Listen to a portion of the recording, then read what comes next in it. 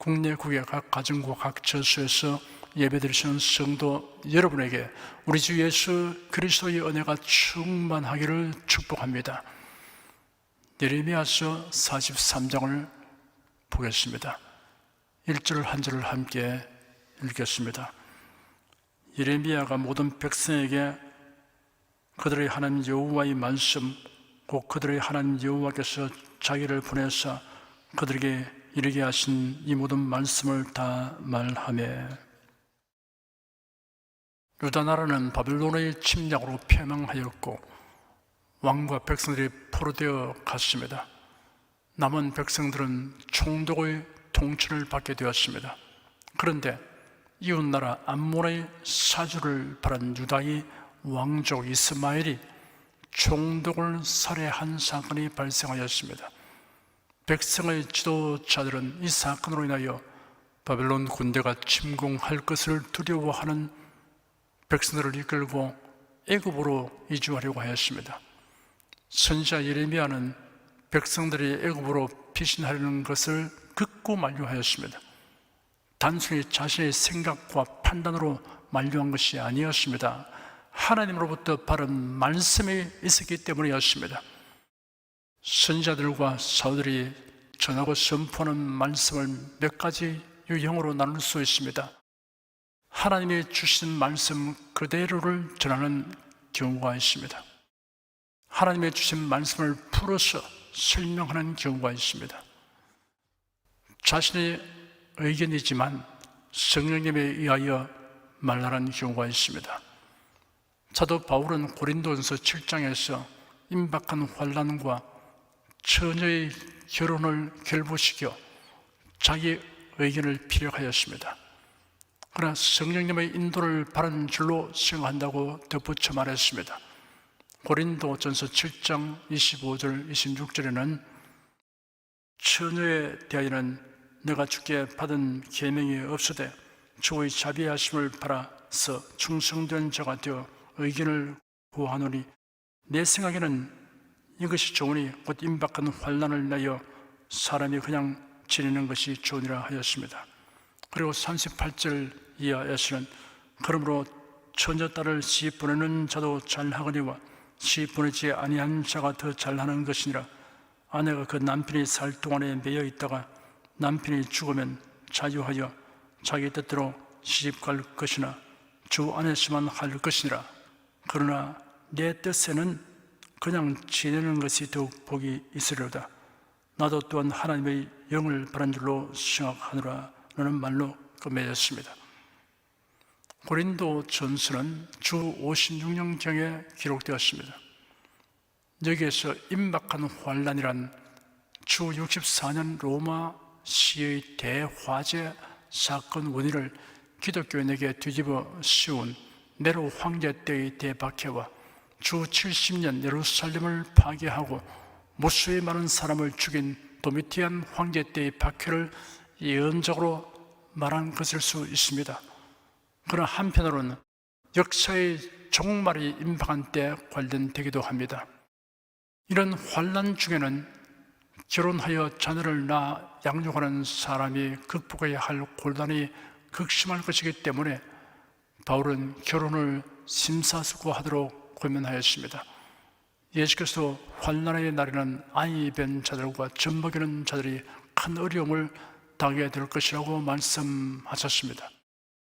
바울 사도는 결혼을 앞둔 처녀에 대하여 주님께로 바른 명령은 없으나 주님의 긍휼을 입은 신실한 자로서 자기 안에 계신 성령님에 의하여 의견을 제시하는 것이라고 하였습니다. 하나님이 나에게 이 일을 시키셨다, 성령께서 내게 말씀하셨다라고 말하는 사람은 바울 사도의 모범을 따라야 합니다. 내 생각, 내 의견이지만 주님의 긍휼을 입은 신실한 자로서 성령님의 지도 아래서 하는 말입니다 라는 의미로서 말해야 합니다. 하나님이 나에게 이 일을 시키셨다, 성령께서 내게 말씀하셨다는 말을 입버릇처럼 일상적으로 말하거나 심지어 예언적인 말을 하는 경우는 듣는 사람이 잘 분별해야 합니다. 그 말이 성경에 어긋나는 것이거나 그 일이 실제로 이루어지지 아니한 것으로 드러나면 그가 거짓말하는 영에 접하 있는 것으로 판단해야 합니다. 이사야 8장 20절에는 마땅히 율법과 증거의 말씀을 쫓을지니 그들이 말하는 바가 이 말씀에 맞지 아니하면 그들이 정의의 아침빛을 보지 못하고 라고 기록되었습니다. 그 예언이 하나님의 말씀에 부합되지 않으면 어둠에 속한 자의 말이라는 뜻입니다.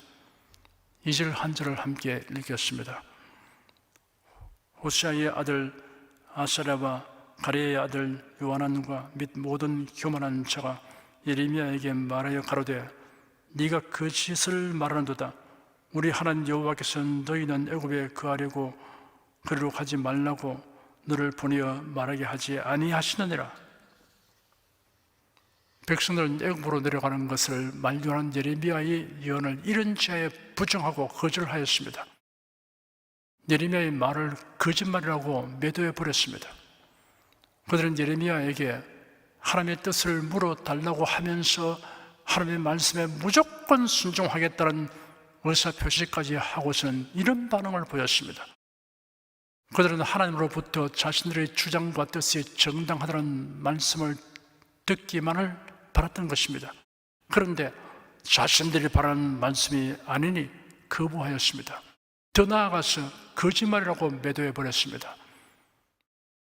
사람의 마음속에 강한 선입관념이 자리 잡고 있으면 그 관념을 떨쳐내기가 용이하지 않습니다.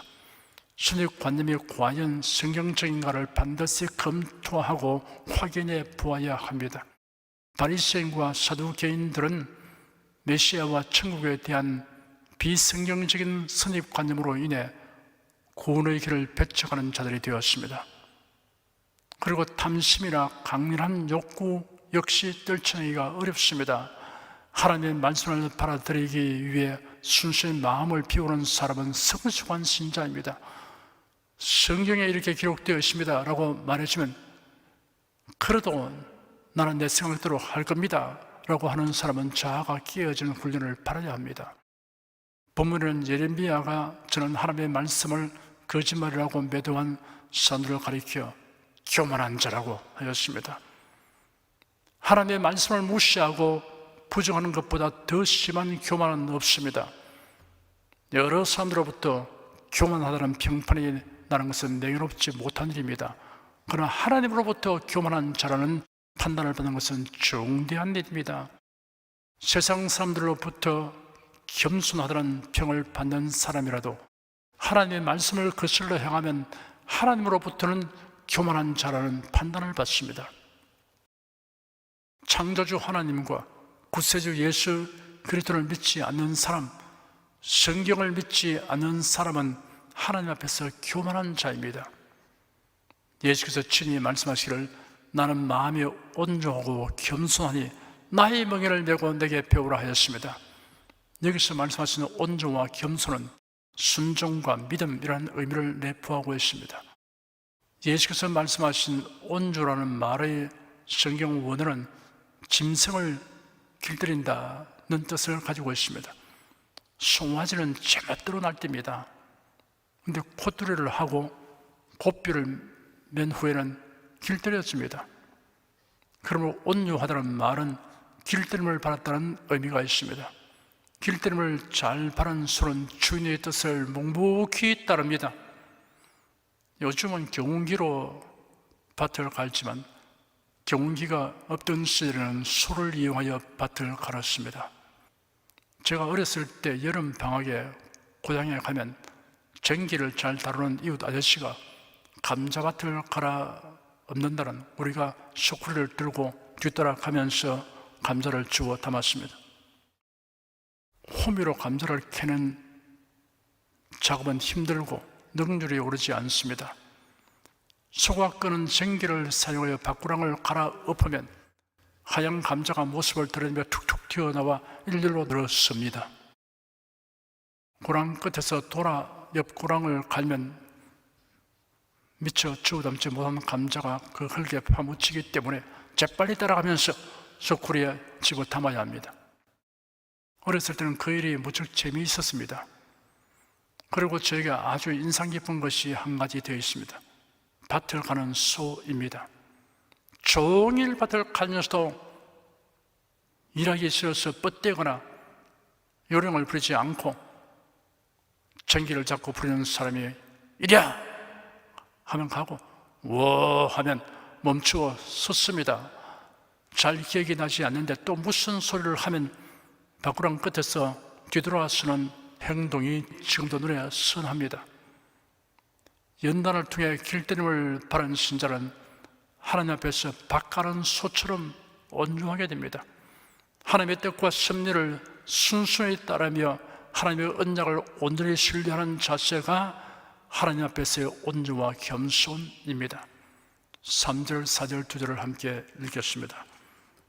이는 네리아의 아들 바룩이 너를 꼬드겨서 우리를 대적하여 갈대아인의 손에 붙여 죽이며 바벨론으로 잡아가게 하려 함이니라 하고, 이에 가레의 아들 요하난과 모든 군대 장관과 모든 백성이 유다 땅에 거하라 하시는 여호와의 목소리를 청종치 아니하고,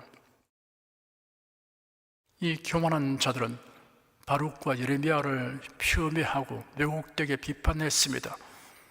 이들이 백성을 꼬드겨서 바벨론 군사들의 손에 죽임을 당하거나 바벨론으로 포로되어 가도록 하려고 한다는 악선전과 선동을 하였습니다. 예레미야가 선지자라는 것을 그들은 잘 알고 있었습니다. 그렇기 때문에 요한난을 비롯한 온 백성들이 선지자 예레미야에게 요청하기를 그들이 이 땅에 그대로 거주해야 할 것인지 아니면 애굽으로 피신할 것인지 마땅히 행할 길을 하나님께 아뢰어 부어 달라고 하였던 것입니다. 그뿐 아니라 그들이 예레미야에게 굳은 결의를 표명하기를 여호와께서 우리에게 참되고 진실한 증인이 되시니 여호와 당신의 하나님께서 당신을 우리에게 보내어 전하시는 모든 말씀을 그대로 행할 것입니다. 우리가 당신을 여호와 우리 하나님께 보내는 것은 그 응답이 좋든지 나쁘든지 우리가 여호와 우리 하나님의 음성을 순종하면 우리에게 복이 있을 것입니다 하였습니다. 그런데 선지자가 하나님의 말씀을 받아서 전하여 주니 자기들이 듣기 원하는 것과 다르므로 그들이 말했던 것과는 달리 불순종하여 애굽으로 가는 것으로 결정했습니다. 백성들은 요한난의 모략과 왜곡된 선전 선동을 따랐습니다. 백성들은 어리석었습니다. 거짓된 선전 선동에 말려드는 사람은 사물을 분별하는 확실한 판단 기준이 없기 때문입니다. 길이, 부피, 무게를 재는 자, 되, 저울이라는 정확한 도량 형기가 없으면 정확히 측정할 수 없습니다. 문명한 사회일수록 각종 계량과 측정을 하는 다양한 도구들이 사용되고 있습니다. 이러한 기기를 가지고 있는 사람은 속지 않습니다. 다만 그런 기기를 가지고 있어도 정확한 사용법을 모르면 옳은 분별을 할 수 없습니다. 성경은 신앙과 생활의 원칙이 기록된 책입니다. 그러나 성경을 가지고 있어도 기록된 말씀의 참뜻을 이해하지 못하면 이단 사이비의 선전선동에 말려듭니다. 성경과 성경 말씀을 바르게 아는 것, 이 둘은 신자들의 신앙생활의 필수 요건입니다. 정상적인 교회에 출석하면 오래지 않아서 구원에 관련된 기본 진리는 충분히 알게 됩니다. 그런데도 성경을 왜곡되게 해석하고 가르치는 자의 선전과 선동에 미혹되는 자들이 있습니다. 그 이유는 세속적인 자기 욕심 때문입니다. 미혹당하는 사람은 자기 욕심이 앞서기 때문에 성경이 과연 그런가를 확인하기 위해 교육자에게 알아보려고 하지 않습니다. 옳지 않은 것이라는 말을 듣지 않으려고 의도적으로 피합니다. 5절에서 7절까지 함께 읽겠습니다.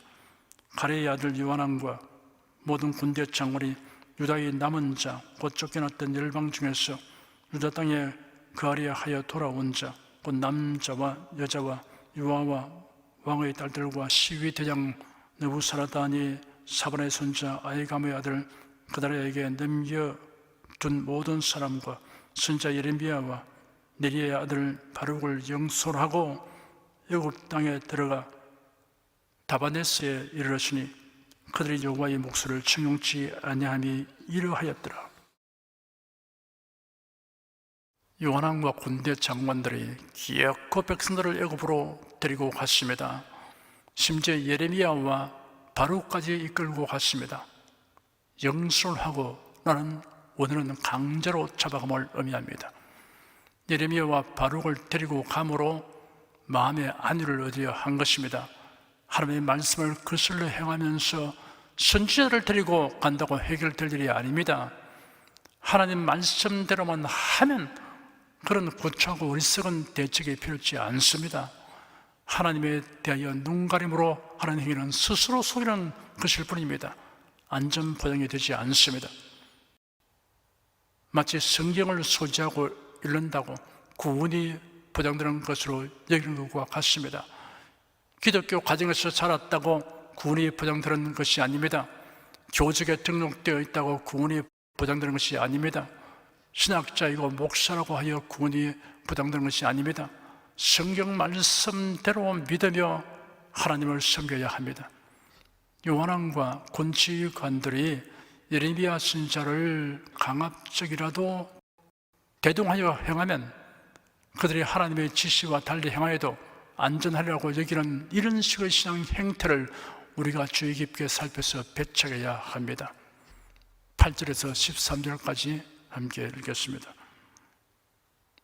다바네스에서 여호와의 말씀이 예레미야에게 임하여 가라사대 너는 유다 사람의 목전에서 네 손으로 큰 돌들을 가져다가 다바네스 바로의 집 어귀의 벽돌 깔린 곳에 진흙으로 감추고 그들에게 이르기를 망군의 여호와 이스라엘의 하나님이 이같이 말씀하시되 보라 내가 내 종 바벨론 왕 느부갓네살을 불러오리니 그가 그 보좌를 내게 감추게 한 이 돌 위에 두고 또 그 화려한 큰 장막을 그 위에 치리라.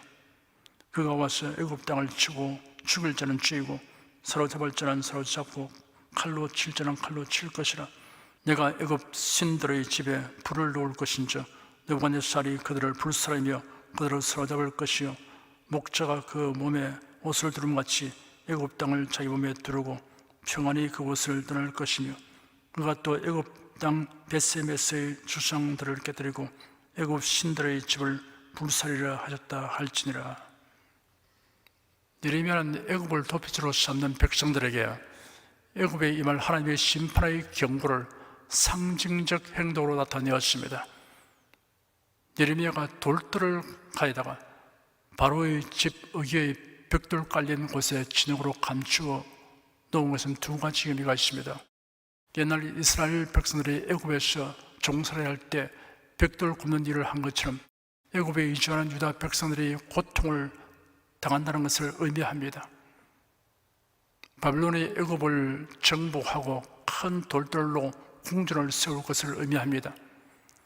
큰 돌을 바로의 집 어귀의 벽돌 깔린 곳에 진흙으로 감추어 놓으면 바벨론 왕이 바로의 궁전을 점령하였을 때 선지자의 예언이 성취된 것을 유다 백성들에게 보여주기 위한 것입니다.